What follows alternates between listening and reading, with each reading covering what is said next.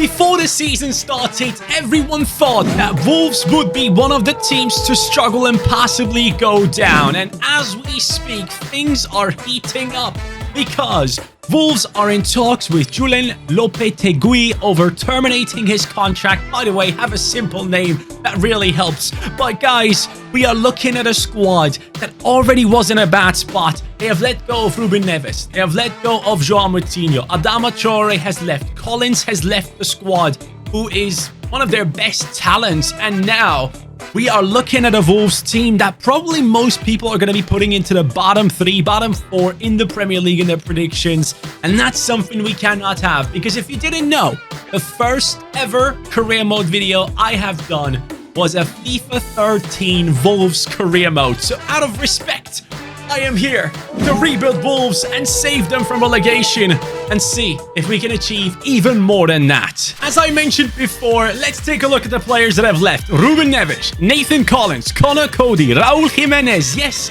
the guy that at one point looked like an incredible striker, sadly had a massive injury and obviously never got to that level again. Giles has left the club, Kavabe has gone, Sarkic has gone, and a lot of loan players and all that good stuff. Adama Traore on a free, Diogo Costa, João Moutinho. All these things happening to Wolves have led to their squad looking like this. Guedes coming back from Benfica. Benfica having just lost Gonçalo Ramos. I wonder if they're going to go back in for Guedes, but they have brought in Cabral already. But yeah, Guedes up top alongside Cunha. On the right-hand side, we have Sarabia, 30-year-old. Nunez, who I'm surprised is still here. Obviously an amazing player. Lemina next to him, who at one point was a player that I really enjoyed on FIFA. Podence on the left-hand side. In the defense, we have Ait Nouri, who's probably the biggest talent back there now that Collins has obviously left. But of course, they also had players like Kilman in there, who I would put into the same category as Collins, maybe below, maybe above. You guys can decide in that in the comments down below. But he's a big one and needs to be here. Dawson in the right centre-back position. This guy is a proper Burnley player. Probably shouldn't be in this starting 11. In the right back position, we have Semedo, and then in goal, Jose Sa, who I believe might have had an injury or something. I saw that he didn't play as many games last season. But generally speaking, Kalajdzic came in from Stuttgart last season, picked up a massive injury, wasn't able to play. So I still have high hopes for Kalajdzic. I know him from the Bundesliga. He's a great player. And then you have Silva coming back from PSV Eindhoven. You have Neto, Hwang Hee-chan, Gomez, who's also a talented player right here. Doherty has actually joined this season. He's back in the Prem. And then the rest of the squad right there. So I want to know from you guys, as we dive into this one, go down into the comments down below. And as we are trying to rebuild a team that is, seen as one to get relegated, let me know which 3 teams do you believe are going to get relegated in the upcoming season. I can genuinely see Wolves in there, so I'm thinking possibly Luton, Sheffield, and Wolves. Let me know your thoughts in the comments down below. Guess what? Manscaped is back. Yes, they have come up with yet another way to disrupt the market, and this time it's the beard one. As you guys know, I have been a big fan of the Manscaped products, and they have now come out with the beautiful Beard Edger Pro Kit. And I've got to be honest, normally it doesn't look like this. All this stuff is actually in my bathroom already, so I had to put it back in for you guys to see what the package would actually look like when you get it. But I'm going to unpack it one more time because it's beautiful. All right, so this is the beard trimmer that you guys will be getting. And I'll be honest with you guys, I legit just used it today. The one thing I absolutely love with this thing that I don't have with any other one is just this trimmer, the guard that you have on it. And you have legit 20 steps. Like if I scroll up, 20 steps of going for certain lengths, right? And it goes from 0.5 to 10 millimeters, which I use specifically because I'm a pro now, because it's the Pro Kit. I go ahead and use it right here, right? I start off there with really short, with like, I don't know, 2 millimeters. Then I go down to 3. Then I go down to 4, 5. And then I leave it the longest at the bottom to get that nice fade in. And I love this product. It genuinely is incredible. I've had many other trimmers before, and I am not using them anymore just because of this thing and how practical it is in order to really go ahead and get your beard trimmed up and shaped up. It can be long hair, a long beard hair, obviously, or it can be shorter hair. It can handle it all. This beard trimmer is obviously cordless. As you can tell, it is waterproof as well, and it is rechargeable. And honestly, I've used it plenty of times now, and I didn't have to recharge it yet, so good on the battery life. The Beard Hedger Pro Kit actually has everything you would ever need for your beard. So we are starting off with the beard shampoo. Then we are moving on to the likes of the beard conditioner. Then we are moving on to the beard balm, right? That's 3. Let's make it 4 with the beard oil. Like, legit, do you ever need anything else? This thing will take care of your beard forever. Oh, and by the way, if you do get the Beard Hedger Pro Kit, you will be given a couple of free gifts. This beautiful scissor and a beautiful brush that you can go ahead and use to get things straightened out. And I honestly think this actually makes a big difference, especially if you have longer beard hair. And then you have, of course, for the longer beard hair, again, a nice comb that you can use with 2 specific sizes on it. So guys, what are you waiting for? Go to the link in the description down below, click on it, use the code Johnny when buying your product, and you will get 20% off. Free shipping will come along with that, of course, if you use the code Johnny. Again, 20% off, free shipping, all that good stuff. Go ahead to manscaped.com, link in the description down below and the pinned comment. Have a good one. Manscaped, thanks for sponsoring today's video. Look, obviously my first transfer is going to be from Portugal. We are bringing in a Portuguese centre-back who at Porto surprisingly couldn't get past the old man Pepe. Yes, it is David Carmo. When he was playing for Braga in the Portuguese league, even teams like Liverpool were linked to him. And I was looking at him and thinking, hey, this guy could be something. But now he's just a backup to a 40-year-old Pepe. So I am going in and rescuing him out of that Porto lineup and bringing him into our squad. And you could see Lopetegui is still in this team. I don't know why I still have him in here. I probably should have built my own manager, but yeah. Anyways, we have Carmo now here. He is the one that I want to put in instead of Dawson. I'm sorry, Dawson, but I mean, come on. 49 pace. This guy is just going to get run past so easily in the Prem. You need to be more physical. So Carmo comes in with 54. Oh, what a great improvement. And I just realized he's also left-footed. Okay, so we have 2 left-footers. Kilman has a 4-star weak foot. Let's put him onto the right-hand side. But yeah, I needed a Portuguese centre-back, and Antonio Silva and Inacio just seem too unrealistic when we think about players that are in the starting lineup in some of the best teams of Portugal. So I thought Carmo would be perfect to start things off here. We are giving him a second chance at his career because, I mean, come on. The guy sat on the bench because Pepe just keeps on playing. When does he stop? Hold up. I just realized something. Kilman is 25. In real life, he's already 26. Bro, these players grow up so quickly. I honestly still thought he was a talent like Collins, but he isn't. He really just isn't. Oh man, time flies. The next player I'm bringing in, I'm telling Wolves to swoop in and get him because it seems like Sheffield United have reached a verbal agreement with Belgian side Lommel, who are not even a top division side, to go ahead and get Vinicius Souza. Total package around 10 million. I'm telling you right now, Vinicius Souza is a player that is built for the Prem. This guy is massive. This guy is so good at defending, sometimes a bit aggressive, can make a few mistakes here and there. So kind of a rough diamond, I guess. But I would say this is an ideal player for a team like Wolves to go in and get, because Sheffield, as we know, is apparently selling Sander Berge, and they need someone else to take over that spot. So Wolves swoop in there and get Vinicius Souza. This is the player I want to play instead of Lemina. I'm sorry, Lemina. And I also looked at Gomes, the guy that came in from the Brazilian league and has played a couple of games for Wolves. Just based on stats, he didn't have the greatest season. Let me know in the comments down below, Wolves fans. Is he actually better than the stats suggest? But I wanted to get in someone like Souza to bring in that physicality into that midfield. 6'2" tall, high defensive work rate, barely does anything in terms of moving forward. Played for Espanyol in the previous season, and now a player for Wolves. All right, guys, my first season here has finished, and we can take a look at it. Look at Julen just looking at me like, I don't know about this one. Anyways, here's the league table. 15th. We survived. Okay. 15th will take that. So FIFA is predicting that Burnley is going to go down alongside Bournemouth and Luton. Okay, and yes, of course, I brought the new teams up into the league. But yeah, that is quite interesting.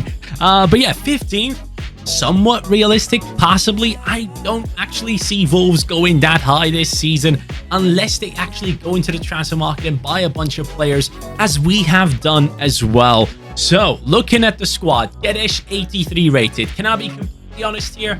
I don't think he has a future at Wolves. So what we are going to do is we're going to definitely get rid of Guedes. We're going to sell him on, profit off of him, and see what we can do with that position. Sarabia on an 80. He's 31 years old now. Nunes up to an 83. Souza 80 rated. Love that. Neto looking very good, obviously. Much more talented than Podence at this point in his career. So we're definitely going to be giving Neto a good run there. Ait Nuri, great. Carmo and also Kilman both on a 79. And I am being called. Sorry. And we're back. So, looking at the rest. Semedo 79. Sa on an 81. He's also 30. Semedo is 29. Sarabia 31. So there are a couple of players that we definitely let go. Possibly 4 changes in this squad in the next season. And I think that's okay. Kalajic up to a 79. So he could be... Maybe he takes over from Guedes. Maybe we just go like that and put him into the starting 11. I mean, the guy had never really had his chances at Wolves, so I'm going to give him the chance, his second one now at Wolves. And I do think Guedes needs to move on, and a couple of others too. So let's make it all happen in the upcoming season. But before we do that, of course, the stats. Who is the one?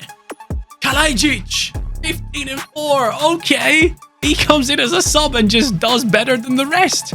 Okay then, well that explains everything. Kalajic takes over at striker. Fire sale at Wolves. Guedes 45.6. Sa 19 million. Sarabia 18.6. Semedo has left. Johnny has gone. Podence has gone. Chiquinho. And then Silva on loan, as we will need him in the future possibly. Now I get to spend boatloads of cash, as we have over 200 million.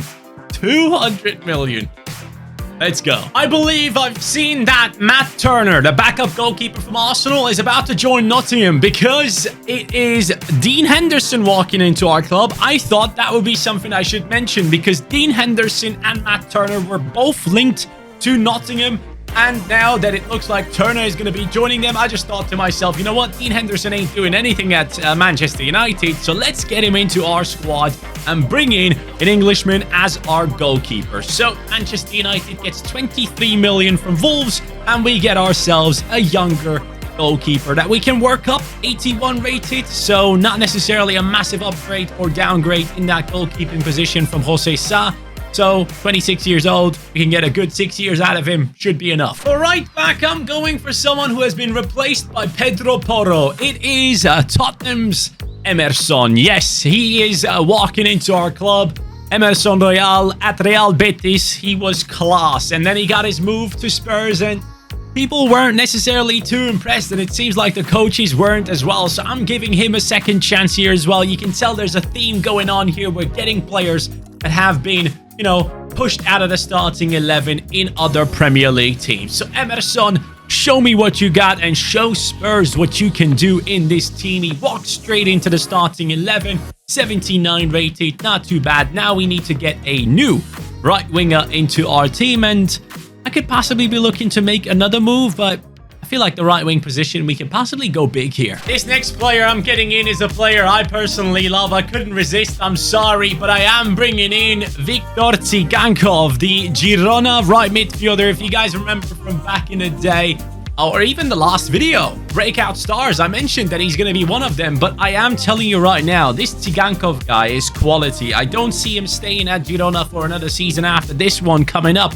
where I think he's going to be cleaning up in that squad, despite it not being one of the best out there. So we are paying big time money for him, activated his release clause, and he walks into that right midfield position with a rating of 82. Fits right in with the other lads in the team. The highest rated player in our team is an 83, so him coming in at 82. I love this transfer. I cannot wait to watch him this season. I honestly am excited about watching Girona this year. But generally speaking, guys, this team that we have put together now, I'm pretty happy with it. At some point, Kilman, I'll probably move you on down to the bench. But yeah, talking about the bench, we do have a couple of decent options in there, but we wouldn't really do badly if we would bring in some new starting 11 players and drop some others onto the bench as well. Which, should I get a new centre-back already and drop Kilman? Nah, I'll give him another season. Now that we have brought in a couple of the undesirables from a couple of Premier League teams, let's see how our team has done as we finish off this season in 3rd place. No, that's too early. I didn't see that coming. Champions League football for Wolves, which is huge. That is going to be massive for the club. We can attract even bigger names into the team, and as you can see here, Kalajic 84 now, Cunha 85, Nunez looking good, Souza, he's not necessarily keeping up with Nunez, that's fine though. Neto on an 84, I don't think he's actually grown that much. Wasn't he 83 at the start of the season, or was it 81? I might be wrong here. Tsigankov, I turn into a right wing, 85 rated, defense looking good. Karmo and Kilman, both on an 82. Hey, maybe I don't need to replace him. I'm not too sure on that one yet. But Henderson in goal with the 84 rating. I will be bringing in players that probably can compete with these guys. And then I'll just see whoever wins the battle for the position. They are going to hold on to it. But looking at the performances that have taken us into the top 4, we can see Cunha stepping up 26 and 8. Kalajic continues his goal scoring, +5 this season, 19 and 2. I really wish him the best. I hope he does well at Wolves this season and somehow saves them. Who knows? But Tsigankov 9 and 11, Neto 8 and 7. Our front 4 basically have been the ones that have gone ahead and dominated. But shout out to the rest of the team for also tapping in a few goals and getting assists. So now we are all of a sudden a Champions League club, which means we can spend a bit more money. Having said that though, we already spent 200, or had the ability to spend 200 last season. Remember when I said I couldn't bring in Inacio or Antonio Silva at that point because I didn't feel like it? Now that we are a Champions League club, it makes sense. Gonzalo Inacio, the man that has been linked to so many teams but still hasn't gotten a move away from Sporting yet, now joins us to fight for his position in this starting 11. 45 million I had to spend on this lad. And he's not even higher rated than the lads I have. He's 82 rated. As I mentioned, we're going to have a battle, but he's also left-footed. Everyone is left-footed. I'm going to put him into the starting 11. Kilman, if you grow faster than any of these guys, you will get your position back so you can still fight for it. But we now have 2 Portuguese left-footers in the centre-back position. You know what? Maybe, just maybe, I should actually get a right-footer. Let's see. Maybe the next one I buy is a left footer as well, and then we can just turn this video off. This guy was supposed to be the next big centre-back for England and has just not ever made it. Now, he gets his chance. We are looking at Joe Gomez. Yes! Our centre-back depth is looking great. Just like at Manchester City, I just keep buying centre-backs, and Joe Gomez is obviously a player that Liverpool were hoping to turn into the next Van Dijk, but it hasn't really worked out with injuries and all that good stuff. He comes in at an 84, which is lovely. Carmo, I'm sorry. So Carmo now can go onto the bench. Bentley, I'll take you off. Look at that. You have 2 great backups now and 2 new centre-backs in a starting 11. Looking much better already. I like it more.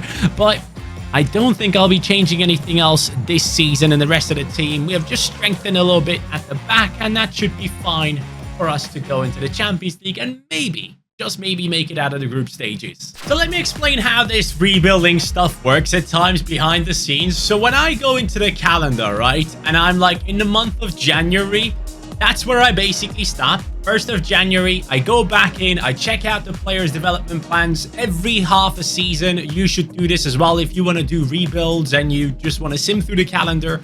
Every half a season at least, you go in there, check contract situations, check development plans, all that good stuff, right?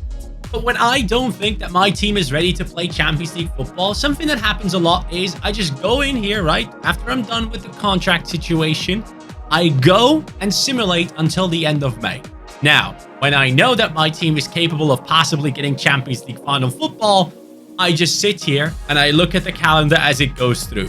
When I don't think they are ready, I actually leave the room at times, and then I come back when the simulations are done because it takes like a couple of minutes. I check on my wife and I'm here back again, and sometimes I miss stuff. Now this time I clearly missed something because in this season we beat Juventus. We got past them First game is a win, second game is a draw. Then against Real Madrid, of all people, we beat them 4-0 to then being beaten 2-1, which obviously wasn't enough for them.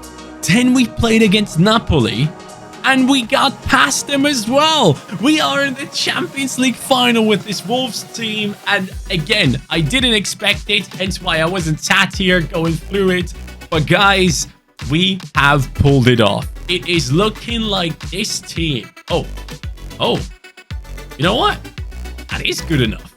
I mean, yeah, Inacio is the lowest rated player with the 85, but that team is good enough to go ahead and do something in Champions League football. And I haven't used the 4-4-2 formation in such a long time, so I'm kind of scared going into this, and my bench isn't even looking that great. Hold on a second. Let me get Fabio Silva back real quick. Strikers, he's 81 rated. We loaned him out for 2 years, and he's now back. Let's go, Fabio Silva. I might need you in this Champions League final, my friends. Let's put you straight in there. There he goes. He is back. And now the bench is looking much better with him in there. Now, the strikers look great. Midfielders look amazing. Defense, not as good as the rest of the team, but still, Gomez has gone up to an 87 ever since he has joined, and Henderson on an 86 as our goalkeeper is fine as well. Now, I don't think we have done too well in the Premier League, because the first half of the season, we were getting smacked around too many times. As I was simulating through the calendar, I saw that. And yes, we only finished in a 6th position. 67 points, but in the Champions League final. Yes, that's the way we do it over here. Now, goal contributions. I think I'm going to say Cunha. Cunha, 35 and 14. Let's go. That is an incredible season from him. He has gone ahead and gotten himself 49 goal contributions. Kalajdzic with the 33. That is his best season as well, I reckon. Tsigankov, 16 and 10. El Capitan of this team. Why not? He is my captain, I guess, because I don't know why. I really am so excited about Tsigankov this season. Maybe it's because I spent €1,000 on a Soria card. But hey, let's move ahead and see how this Man City team is looking like. It has Foden, Haaland, Alvarez, De Bruyne, Gundogan is still here. No. Rodri, Cancelo, Diaz, Stones, Walker, Peters, Ederson. They only have one new player in there. I can't remember the last time where I went into a Champions League final against an opponent that basically had no changes from the first season's team. This is interesting, to say the least. By the way, guys, do you realize that we're only like 1.5 months away from the new FIFA releasing? I mean, it's not going to be called FIFA. FC 24, right? I cannot wait. I'm already thinking about all the possibilities that we can go into. And I gotta be honest, I'm really looking forward to doing a regular career mode series again, as we do at the start of every year. Liverpool career mode should be fun. I can't wait for it. But let's go ahead and finish off this rebuild. I am thinking that we will concede goals. Yes, our defense will possibly not be able to stop Haaland, so I will need more than just 1 goal in this game. And if I can make it look good, I'll try and do so. Haaland straight away. He has his teammate Foden next to him. Foden just doing a bit of a madness, and of course, penalty for Manchester City. What a surprise. Joe Gomez stumbling into Phil Foden's dribbling, and Erling Haaland against Henderson is the battle, and Henderson wins it. Clean sheet has been kept for 7 minutes already. Haaland. Oh, that's a bad tackle for me. Oh my god, that's another terrible one. This guy is just ruining me by himself, but luckily we have other players coming in to help. Neto, I love that. Cunha making a lovely run. Mateusz Cunha. At one point in his career, he was a huge talent, and now he hits the crossbar. Are you kidding? Come on. Not the crossbar, the freaking post. And Phil Foden gets stopped. Kalajdzic. Nah, that's not good enough. I'm just happy that we haven't conceded, and we actually had a big chance there. Oh no, Haaland is through again. Joe Gomez and the lads. I told you we would be conceding, and it just happened. Erling Braut Haaland. After seeing him in the Community Shield final against Arsenal, I wonder, do you guys think he's going to score as many goals as he did last season, or even more? Give me a number in the comments down below. I'm going to say he's going to get 25 plus. but I'm not too sure if he's going to get as many as he did last season. Win that for me. Win that for me. Let's go. Once more. What? What kind of freaking weird touch was that? Yes. Bro, what the hell was that touch? Lovely. Look at that. Down the left goes Neto. He's getting involved in the attack straight away. Neto. Ooh, he has a lot of pace on him. Let's try something here. It wasn't as good. I thought Ederson made a mess of it, to be honest. Interception. Cunha. Oh, no way. Ederson, are you asleep, my friend? It's 1-1. 37th minute. I saw Nep do this on one of his streams, so I thought, you know what? Let's give it a go. And, hey, it worked out to perfection. I normally do the rainbow flick and then do this, the power shot, but I guess just a regular flick does as well. And honestly, Ederson should save that. Oh, no. No. No. I said I need 2 goals to win this game, not 3. Not 3. Haaland scores again. Of course he does. Why wouldn't he? Lads, it's not looking good. 2-1 down against City. This Wolves side, who actually have won the English top division title 3 times in their history, are about to be beaten by the City side. Emerson. Yes, Emerson. Great defensive work. Didn't think he could do it, but he did. And that's a good pass into Tsigankov. Tsigankov. Good ball back into Nunez. He sees Cunha's run. Cunha. Kalajic. Yes! Once again, it comes off Ederson. Kalajic, the former Stuttgart striker, has scored. And look at that smile.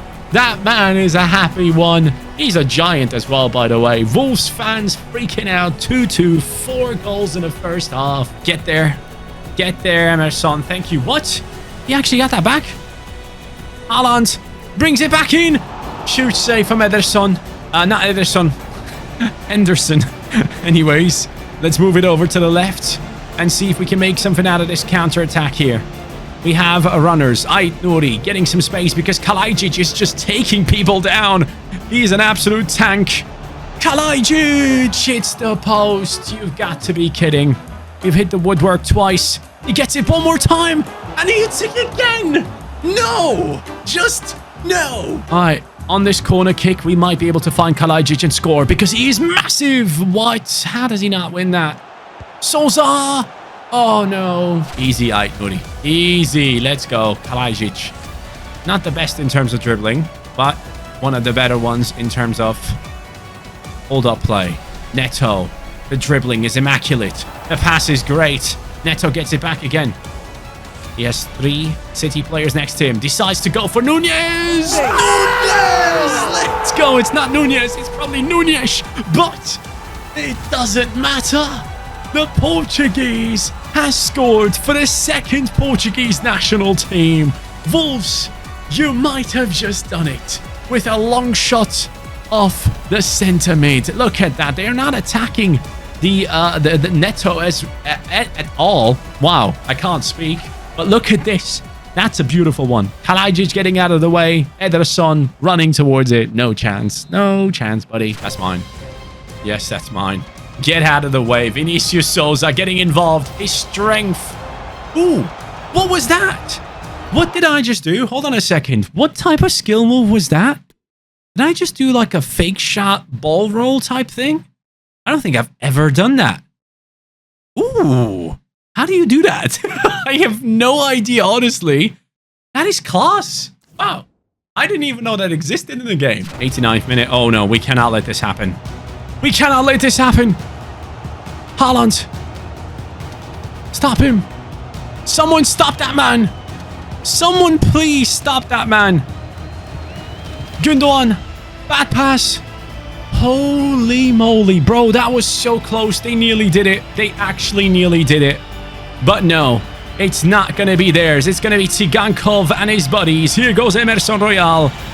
Into Tsigankov. Cuts in, does nothing with it, but that's okay because it is the Champions League title for Wolves. Tsigankov, let's go. He will be lifting the trophy. I probably should have given it to one of the Portuguese lads, but it's okay. Wolves have done it. And it was a beautiful game. 3-2 victory against Manchester City. And with that, I will leave you.